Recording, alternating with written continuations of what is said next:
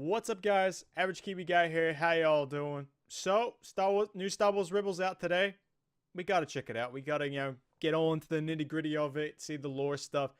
And I really like this one because it had some familiar faces, a familiar voice that those of us who have watched Clone Wars, are quite familiar with. A few little hidden stuff along the way. I liked it a lot.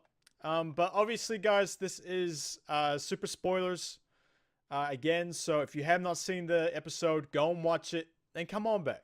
Hit that subscribe. That way you know where we are. Then come on back. That way you know. But yeah, okay? All right. So, through Imperial eyes. So as the title says, very much to do with the Empire, and it was a Thrawn episode. So, big plus for me. Love when Thrawn is one of the main characters of the episode. It's just, he's a really cool character, amazingly cool character. And we also got Colonel Yularen in this one. For those who don't know, Colonel Yularen is the guy, basically the narrator for Clone Wars, and was the admiral on Luke Skywalker's flagship.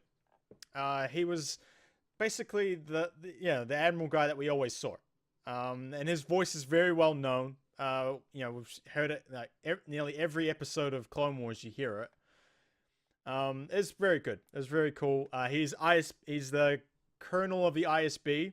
So that's the spy guys. That's the interrogators. That's the very, very scary dudes. If you were in the Empire and an ISB agent wanted to see you, you'd be very much afraid. Very much afraid. They are the ones that hunt down the the traitors and things like that. So, and he's the head honcho. He's like the head honcho of that. And Yularen's very important. Like, he was one of the dudes like in that, like, the big boardroom of the Death Star when Tarkin's talk, we don't believe in your sorcerous ways, Lord Vader. That guy, how they choke in the New Hope. He's in that. He's the dude with the white mustache and stuff. So he's been in a fair whack of things. So it was cool to see him. Obviously this one was more about Kallus. So Kallus, for those who don't know, is Fulcrum now. He's Fulcrum, so he's helping the rebels. He's warned them about a lot of things, including the infiltrator droid that tried to get in, and a few other things too. And he's been trying to keep Thrawn off of the track of where Chopper Base is and things like that. So he's doing what he can. And sort of the episode starts out with he's on another ship. He's on one of those small kind of cruisers, and he's like patrolling above Lothal, and a shuttle basically blasts itself out of Lothal, and they capture it and stuff. And like, the lieutenant, his lieutenant, who was the guy that was in the Princess Leia episode, who that sort of Imperial guy that, like, she stole his ship and everything, that guy sort of takes command, and he's like, yeah, I'm gonna get the prisoner and stuff like that. And they got him, and turns out it was Ezra. Ezra did this because they have heard that that Fulcrum has been they found out who Fulcrum is, and they know that the Empire is going to do something with Kallus, and they're going to try and get him out. So this is all elaborate plan for them to get them out and things like that. But what they don't realize is that they actually get taken to Admiral Thrawn's fleet, to his flagship, the Chimera, which is very cool because in the original books is where, which aren't canon anymore. In the original things where Thrawn came from, the original books he's from, Chimera was his flagship. And it's in this one too. So Chimera is canon now, which is really cool. It's a nice little touch. They didn't have to do that. He could have just been on some random flagship. It was the Chimera. And they said it, and as soon as they said it, I was like, hang on a minute. Did they just... I looked it up, like, because I hadn't read these books in a while, so I looked it up. I was like, Oh, thank you. It's like, thank you, Disney. You're very, like, they know what they're doing with that stuff. I love how they're respecting Thrawn by doing that sort of, the little things. You know, the little things, like his ship, and the Chimera was kind of important. So it's cool to see that it, I mean, it was just a normal Star Destroyer, but it doesn't matter to me. It was the Chimera. So that's cool.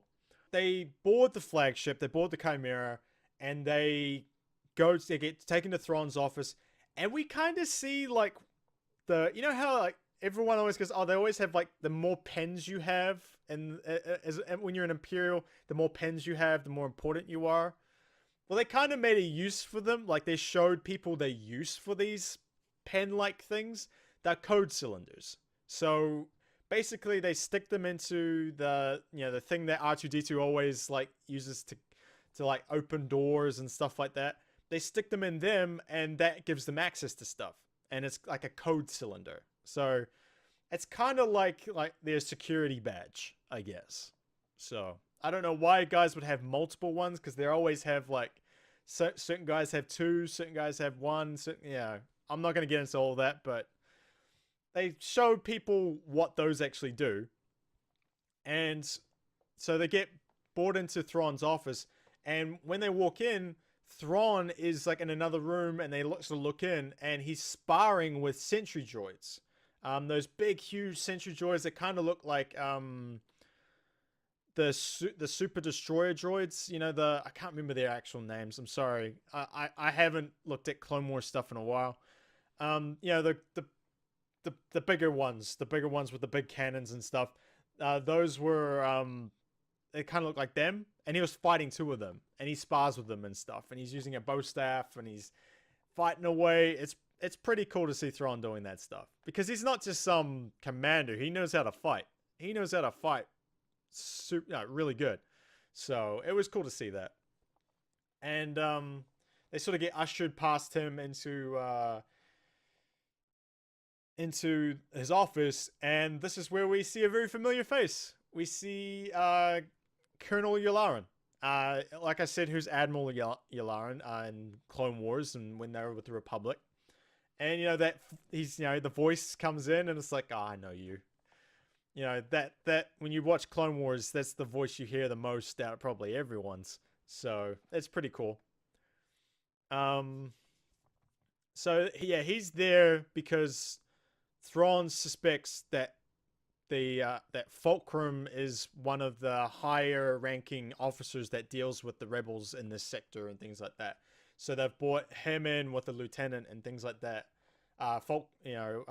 Callus in with the lieutenant to sort of go through these interviews with Yularen, because Yularen runs the ISB. Like I said, they're scary dudes. So that's why they're there. That's why they've been brought in.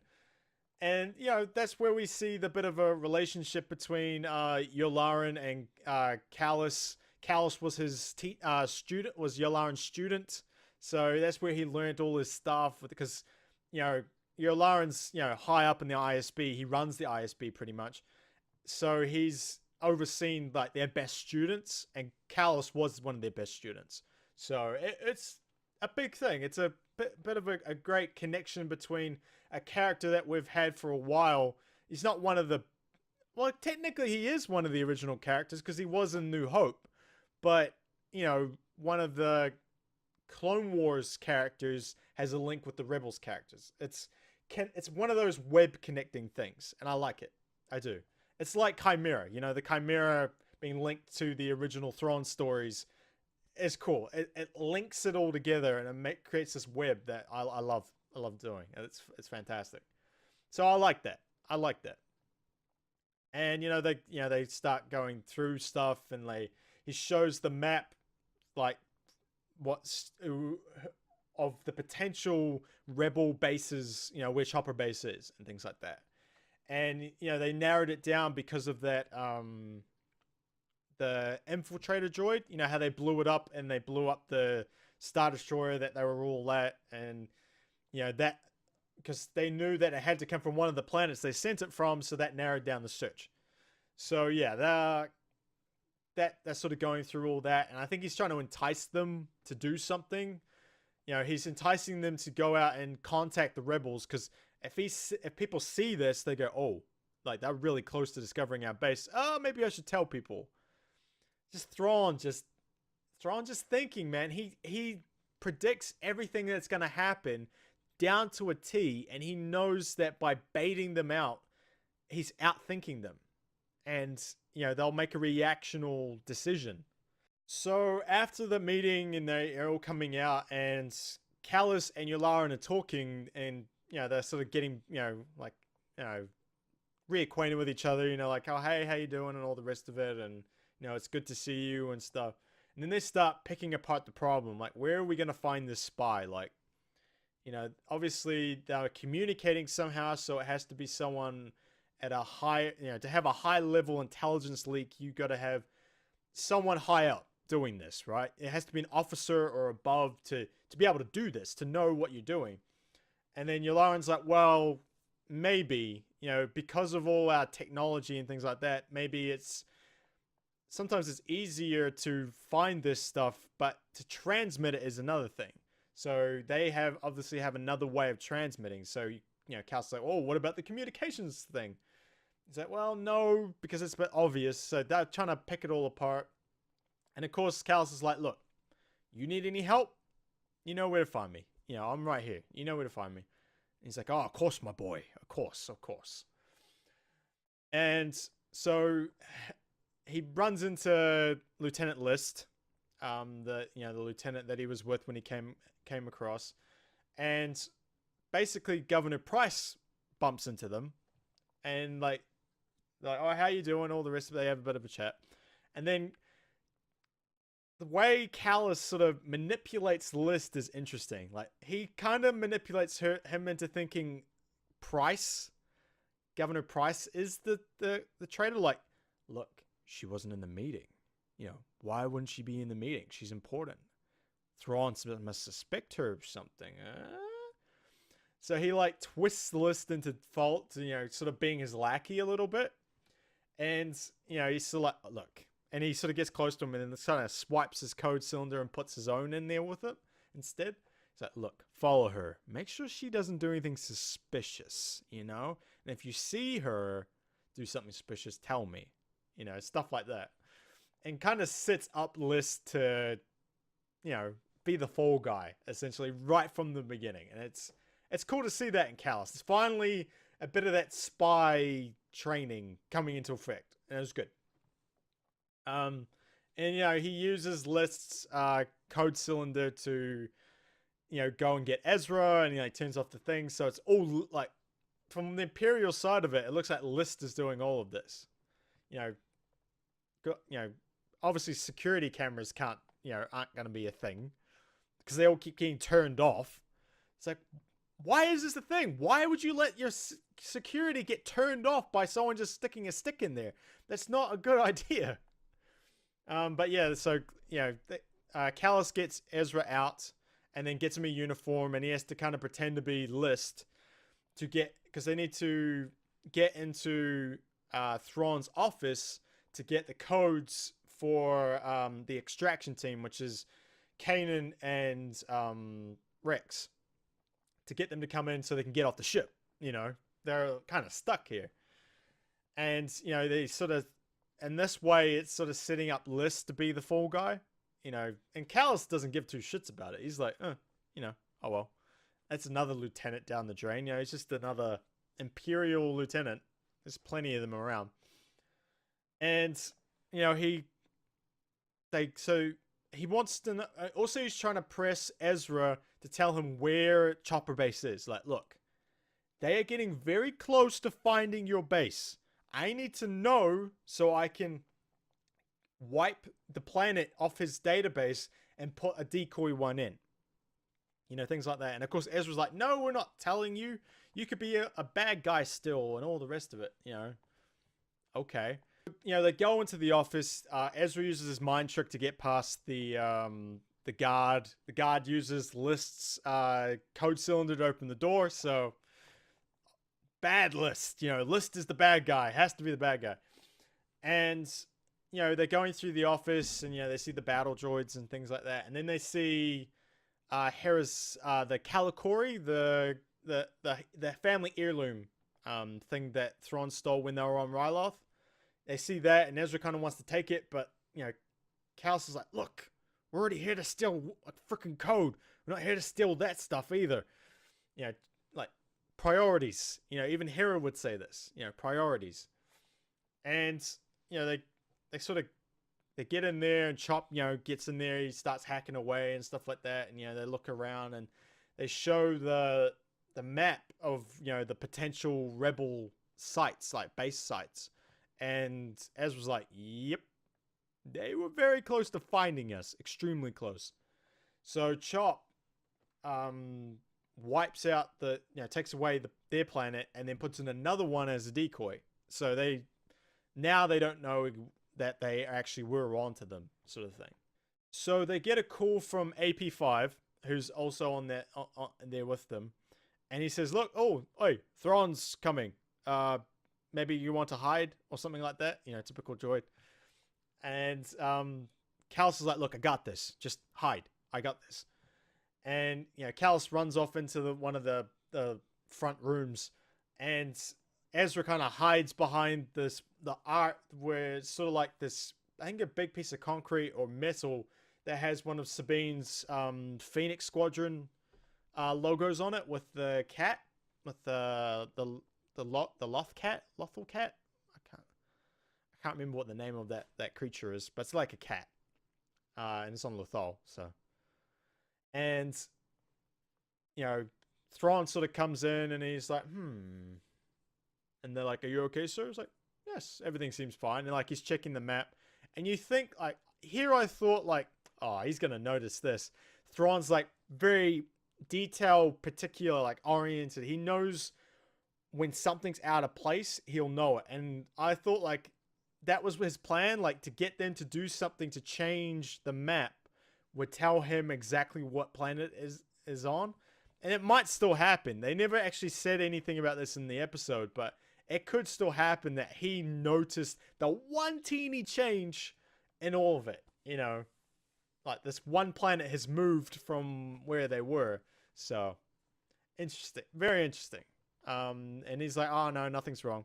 And then suddenly the sentry droids all come in, and they like smash these stormtroopers, like fly them across the thing, and like bam, boom, and they're all gone. And of course now it's just Thrawn fighting these two sentry droids, and he's trying to use the override code, and that's not working. So it's like, oh. So he's fighting away, he's ducking and diving, and he's shooting, and he's, going all over it. And Ezra kind of sneaks out the side. And, of course, in the uniform, he looks like List, and Thing sees him, and he goes, List, come back! And he's still fighting the sentry droids, and he's going along, and he's fighting them, and one sort of takes one out a little bit. Then he gets the trooper's gun, and he shoots them, and still just a badass just shoots them down, and he hit, like, no panic on him whatsoever, completely handles the situation, doesn't phase him whatsoever. Just the badass of Thrawn, man. He's really cool. I love the fact that he's a main character now in this series, and it's the perfect place to do him. Perfect place. But yeah, I love that point. I love seeing him fight and things like that. And now they got the codes away to Kanan, and so Kanan and that they're coming in to get him. And now of course Thrawn's like, yes, all falling into place. Like, yes, now I know where. Like, now they know where they're going to be. So they let the shuttle. So the Kanan and Rex are in a stolen Imperial shuttle, and they come in and they use the codes to get on the Chimera. And they come into the docking bay, and Governor Price meets them, and she's like, "You two, remove your helmets. You're under arrest." And they're like, "Whoa, what are you doing?" Like, "We're just troopers. We're just Imperial troopers, just fine." And they full on stun Kanan. They're like, "Nope, he's about to do his Jedi mind trick," and she's like, "Shoot him," and then just stuns him. So Kanan's out of the fight pretty much. And then it's like full on Price versus Rex. Rex and Price like fist fighting at each other, which is pretty cool. Like she's a pretty badass governor. Like she's just not some politician. She knows how to fight. She's Imperial. I think she's Imperial intelligence, and she's pretty good. Pretty good. Took on old Rex. Took on old Rexy boy. He took a few shots, and she's like, "I don't want to hurt you." And he's like, "Please, you're not gonna hurt me. You're not the one who's gonna do. I'm not gonna be the one that gets hurt," sort of thing. And you know, the guys, Ezra and Ezra and all that, they have to make a run for it. And because of what is happening with Rex and all that, the actual Lieutenant List has been following Price this entire time, and he sees her fighting, and like fighting a trooper, and he has no idea what's happening, and he tackles Price, and I think he stuns her. Oh yeah, he stuns her, and just out of completely unawareness of what's happening, plays the perfect role for Callus.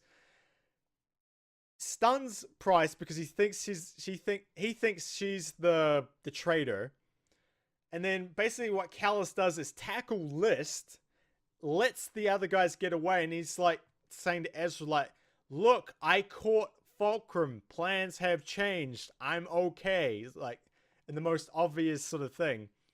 And now they lock the doors, but now they're blasted through, and Lauren's chasing after them, and so they leave Callus there. They think, okay, he's in a good spot now. He knows his identity's been, is okay now. It should be all right.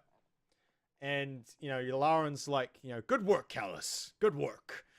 And, basically blames it all on List. Because while he had him tackled, he switches back the code cylinders and takes his own back. And, yeah, List gets blamed for the entire thing. Guy just got used hard out, and Callus doesn't really give a shit. So they sort of go back into to his office, and they go back through it, and like, "Oh, Grand Admiral Thrawn, they tried to kill you and all that." And he's like, we expected this type of thing. And he's like, it's fine. And thank you for your good hard work at Agent Callus. Thank you. And like, thank you. He's like, "Oh, thank you, sir." And then they walk away. And it's just Colonel Yolanda and Grand Admiral Thrawn, and they like speak. They sort of go through their plan of what happened, and he's like, Yolanda's like, it all fell into very, very easily fell into place for you, didn't it? I don't like how easy it was. And, Thrawn starts like elaborating on what actually happened. He's like, clearly List is not the traitor. He's not capable of doing this. There's no way it's capable. And then basically they full on go, "We know it's Agent Callus. We know it's Callus. Callus, is the only one who could do this. Clearly he swapped List's code cylinder with his own. He used the Jedi to get into my my office and reprogram the droids to try and kill me. To attempt to assassinate me. But they never said anything about the bases. He doesn't seem suspicious of the potential base, finding their base. So either he's kept that hidden or not. So it's going to be interesting to see if he actually does know. But he knows it's Callus. And basically he's like, Agent Fulcrum will be far more useful than Agent Callus ever was for the Empire. So he's using Callus now as just let him sit there. Give him some information every so often. We'll use him as bait, and we'll let him sit for now, and then when the time comes, we'll use him when we need to, sort of thing. It's Thrawn, man. Thrawn just predicts, and he sees, and he knows. He plays the long game, and knows exactly what he's doing. So I liked it. I liked it a lot. I think it was really cool to see Thrawn back in his mind games and, you know, all the rest of it. To see Yolanda as well was very cool. I think Ezra was just used at this point through this episode. What didn't really play much of a part, just was a bit of a side character, which Ezra's kind of been for most of this season right now. Like, apart from the first part where they were trying to rebalance him, you know, he was a bit on the dark side because he was using the dark holocron. He's kind of taking a bit of a side thing with everyone. Like the past few times was Sabine, and then it's been, you know, Seb's had an episode or two, and, you know, they're doing different things now. They're not just focusing on Ezra, which is good. I like it. I think it's good. A good choice. I don't think we need to have Ezra too much. But yeah, I love seeing Yolanda. I think to see Yolanda in the Imperial side was very cool, because we haven't seen that yet, really. We haven't seen Colonel Yolanda in, you know, his ISB, you know, role. We haven't seen that yet, and I think it was cool to see it. I think it was really cool. It was cool to see him. And the relationship he has with Callus too was good. And obviously, you know, I got a little bit of a kick out of them, you know, bringing Chimera into the lore. It's actually lore now, so I love that. I think it's good at honoring the character and where the character came from. So it's good. I like it. I like it a lot. But yeah, that was it. It was a really good episode. I liked it a lot. I think these Imperial episodes I love a lot because it's a lot more about Thrawn, and I want that. I want that a lot more, because sometimes the Rebels get boring. I want to see the bad guys sometimes. Empire is far more fun. It's like when you play Old Republic, you know, Star Wars Old Republic. I always play Empire because the good side's boring. It's boring. We want to see the bad side sometimes. So it was cool to see. I liked it a lot. I liked Imperial Eyes. And it's good to have Rebels back on a more consistent basis. You know, I missed it when I went on this break. So very cool. And I love doing this stuff too. It's really cool to do this and sort of spout my nonsense out to you guys too. But yeah. Alright guys, that's it for me. Thank you very much for watching. Thank you to all the new subscribers and the new viewers and the likes and the comments and stuff. You guys have been fantastic. Thank you very much. If you haven't, hit that subscribe button. That way you'll know when this new stuff, because it's a weekly thing. That way anything new comes up, you guys get it automatically. It's easy. You don't have to search for it. Also, we've got, you know, we do this stuff for Arrow. We do this stuff for Flash, you know, the CW series. Very, very cool. Love doing this stuff.